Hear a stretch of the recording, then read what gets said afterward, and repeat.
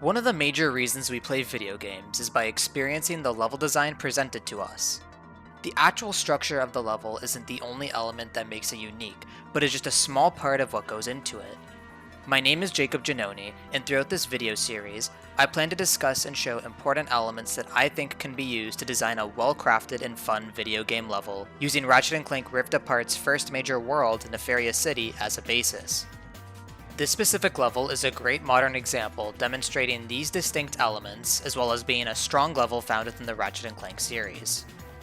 From analyzing this world through multiple different lenses, I have noticed 4 major elements that could help create a strong level foundation. Each of these 4 elements will be split into segments where I will discuss each one thoroughly and how it was handled in Rift Apart. That said, let's discuss these elements in much further detail, starting with the first of the major 4 elements is what I call the level structure. This includes the design of a level's main pathway needing to progress the game forward, as well as the level's general layout. When discussing important aspects to level design, I believe the designer should have a proper understanding of how the game's core pillars work. For those who don't know of the term, core pillars refer to a game's directed focus. In Rift Apart's case, I would describe the core pillars as platforming, combat, and narrative. When executed right, the core pillars can be dealt evenly throughout the game, giving players an equal distribution of the core gameplay loop without sacrificing the game's pacing and players' overall enjoyment. From this point, designers can properly advance with the structure of a game's levels with the established core pillars in mind. With new ideas on tackling new gameplay scenarios, the game's core mechanics should be fleshed out to the point where the playable character has a proper moveset and list of abilities to perform. It is particularly important for a designer to consider the playable character's abilities, as the whole level will be based around their toolkit. This is the map of Nefarious City. From a brief glance, players realize that there are multiple pathways to travel through, with specific markers letting them know the proper directions that lead to their objectives, both main and optional. Players will eventually learn that each of the level's pathways are connected to a specific location within the level. It is the middle point around the main structures of the city, acting as this level's hub, which in this game is named the Bazaar. Central hub locations, when done right, act as a place in games where players can venture to each of the main pathways with relative ease. It gives a sense of connected design, knowing that each part of the level can be reached without the process seeming tedious and the world feeling incomplete. By taking one pathway, players will always be guided back to the same central location, giving them the freedom to choose where they would like to go and what they would like to do next. In the Bazaar's case, players can stock up on ammunition, buy new weapons, discover new secrets, and choose another path to go along. As this is the first main level after the game's opening tutorial, it mechanically needs to teach the core loop of level progression, as well as introducing new gameplay abilities, mechanics, and enemy typings, all without trying to overcomplicate things for players. Throughout the main path in Rift Apart, there is a strong emphasis of balancing the core pillars, which helps create the essential core gameplay loop. Each of the core pillars build off each other to deliver great level pacing and a strong level flow. Narrative segments consist of both cutscenes and in-game dialogue. There are multiple points where the level briefly slows down, allowing players to follow along with the cutscenes and story that is unraveling in front of them. Combat sections have varied arena layouts and unique enemy encounters. These arenas are built with free space and player movement in mind, allowing both the player and enemies to engage with the area however they see fit, using environmental obstacles and box positioning to their advantage. These scenarios show how versatile combat sections are and can be designed. Platforming portions are varied, incorporating traversal mechanics such as the bounce pad, slingshot, wall run panel, as well as large gap spaces to all help mix up traversal challenges. They act as great pace breakers from the more action strategy oriented focus that combat usually brings. As this pathway is more linear in its design, it also adds depth by including secrets to uncover found off of the beaten pathway, as well as featuring backtracking segments accessing the main hub with relative ease. The main path in Nefarious City presents itself quite well, balancing its core pillars and reinventing its core gameplay loop, creating a fun and memorable level for the players to experience while accomplishing all the tasks it needs to. When designing a level with controllable playable characters, it is important to keep in mind the player's constraints. While designing larger levels is quite common, especially in modern games, it becomes problematic when levels become too large with not that much to do in them, as that could negatively impact the game's pacing. A great tool that can be used early on in development is making proper game metrics. Metrics are measurements made by the designers to help create a proper idea of how the player and the environment will be before being created in-engine. With that in mind, Nefarious City nails the map space in. Ratchet comfortably jogs around this level, with the compact map design allowing him to move around the area at a reasonable pace. The map design complements Ratchet's metrics, allowing for spacious movement room among the multiple level pathways and hub. This is impressive as there are loads of NPCs roaming around multiple major areas of the level, still easily allowing Ratchet enough room to get by without feeling claustrophobic.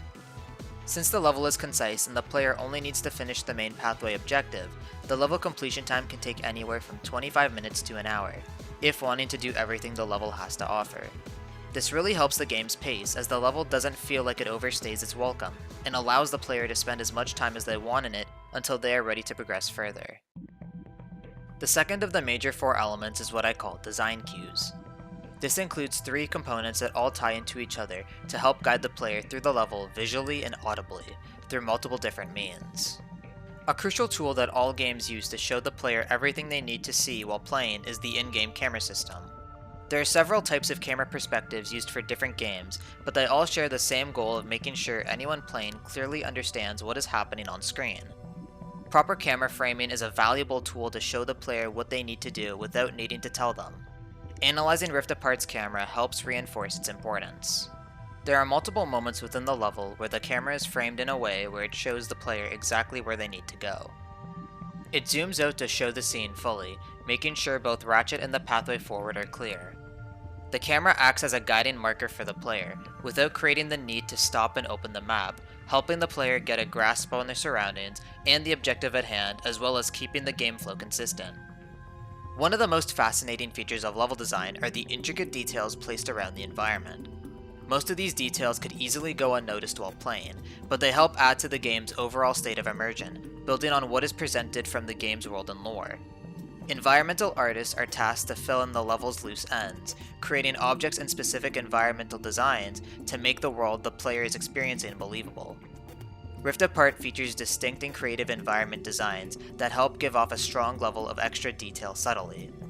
Through analyzing Nefarious City, I have noticed 2 subtle types of environment design. The first design type helps guide the player through distinct visuals found in the environment. These visuals help reinforce the proper direction for the player to continue taking, but are subtle enough to not overemphasize it and make it obvious. Moments like these can be found right before entering the club while traveling along the main path, where there is a bright neon sign letting players know its location. Others can be found along both wall jumping segments and wall running panels, showing players the direction they will go if they are unsure of how to approach these obstacles. The second design type lets players realize there is something to discover because of details sticking out in the environment. These details help with level exploration and player intuition. Rift Apart handles these sections frequently, showing certain parts of the environment that are purposefully missing for the players to know that there is a new pathway that leads to somewhere new. I have noticed that these scenarios mostly consist of broken railings found within the environment. This is a subtle way of ensuring that the player understands that these open gaps can be crossed. They are used for both the main path and side pathway exploration, giving the player the choice to follow it once discovered. Both subtle design types truly help in fleshing out the game's environment and help lead to new landmarks and new level locations.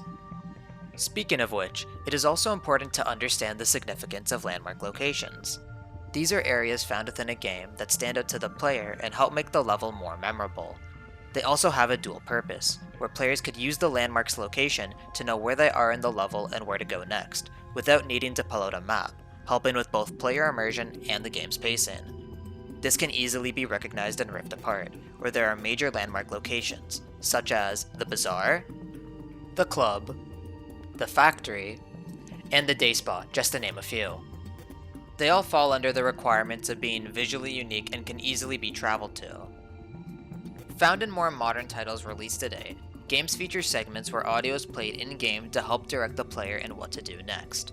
This can include stating the objective to the player or even adding insight to other parts of the level.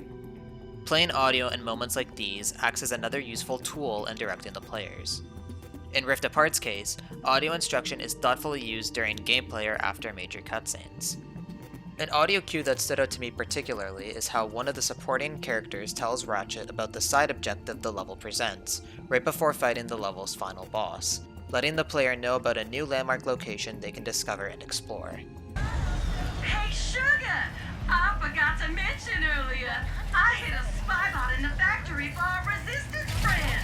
Maybe you could pick it up. Resistant spy bot? Sounds useful. Could be worth a look. Using audio as a tool to instruct the player is another great way designers can guide the player throughout the level, having strong level pacing and in this case, adding to the narrative core pillar. To conclude this video, there are multiple major elements of level design that could help build a strong level basis. Having a strong level structure and proper understanding of the game's core pillars, gameplay loop, and design metrics all benefit the level's overall enjoyment factor and flow. Using design cues focusing on distinct aspects of the level helps immerse the player into the game's presented world and guide them through more ways than just one. These elements are just 2 of the 4 elements I specifically found by analyzing Nefarious City from Ratchet & Clank Rift Apart. I wanted to thank anyone that watched this, as it benefits both my school's YouTube channel as well as myself. I hope watching this video taught something new about level design, as I want to spend the next video of the series talking about the other 2 major elements. Thanks for watching and take care.